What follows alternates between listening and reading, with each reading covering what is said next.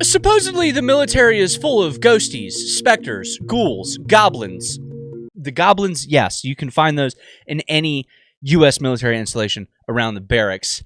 But specifically the paranormal, right? So today we're going to look into that. We're going to dive in to the USS Hornet. We're going to start this off with a little bit of history behind the USS Hornet and why it is claimed to be so haunted. So the USS Hornet actually refers to two different ships. You have the original, the CV-8, which was sunk in 1942, and then you have the CV-12, which was quickly thrown out into the fleet to replace the original USS Hornet, where it went on to gain 11 battle stars during operations against Japan in the Pacific, where it was actually nicknamed the Gray Ghost by the Japanese, because the Japanese thought they sank it on 3 separate occasions. That's right. 3 separate occasions they thought that they sank this ship, but it kept floating and it kept fighting, even to the point that it went on to serve in the Vietnam War and even went on to recover astronauts from Apollo 11 and 12. Now, during its active years, the ship did see over 300 deaths during that time, and then went on to be decommissioned in 1970 and is now the USS Hornet Sea, Air, and Space Museum in Alameda, California. So with an impressive history like the ship has, obviously it's going to have some spooky, scary stories, right? People are going to say that they've seen ghosts and specters and all this stuff. Some of those include a ghost that likes to run around fully in dress whites, apparently. You have a crawling figure that hangs out near the Admiral's quarters, a spirit that likes to choke people, and Fred. We're going to start off with the dress white ghost. As his name implies, he just runs around in his dress whites, right? People see him just wandering the halls, he's turning knobs, he's cleaning hatches, he's just doing things as if nothing's ever stopped, as if he's still serving on the ship. And apparently the weird thing about sighting this guy is he doesn't look like a ghost. Like, there's no transparency to him. He just looks like another person in the room with you carrying out his tasks. And people say when they've tried to talk to him, he won't respond. He doesn't say anything. He's not like mean. He's also not nice. He just ignores everyone and is like, I got to do, man, and just kind of does his thing. It sounds to me like it's just some paid actor that they're like, hey man, here's some dress whites. We need you to just walk down. The ghost hunters are going to be over here, and we need you to just start turning knobs and cleaning hatches. Don't talk to anybody. And just walk away. Which, to me, that'd be so funny if they went the length to hire somebody, obviously, to get people to come and do, like, ghost hunts and all this shit, just to have them, like... Next, we have the crawling ghost. This one's much scarier. However, I couldn't find much about it other than he likes to crawl around the Admiral's quarters, scare the shit out of people. He's often described to be a shadow figure or a distressed sailor.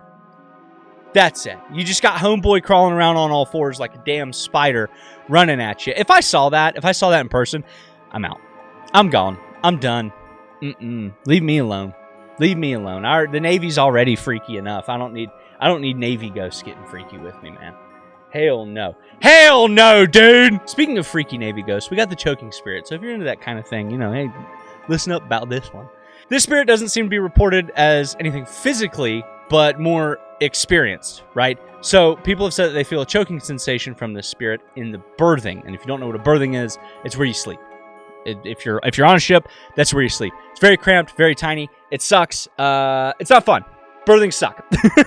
But people say they have felt like they can't move, they can't breathe, and they can't cry out when they feel like they're being pressed down on by the spirit in those areas. Now, if you ask me if this is a ghost, this is a Navy ghost, I don't think you're being choked by hands. I don't. If you've ever spent any time on a naval vessel, you know people get freaky in them things, dude. People get freaky locked up on a ship for months. I think this spirit's stuck there and he's choking people with something other than his hands. And next we have Fred.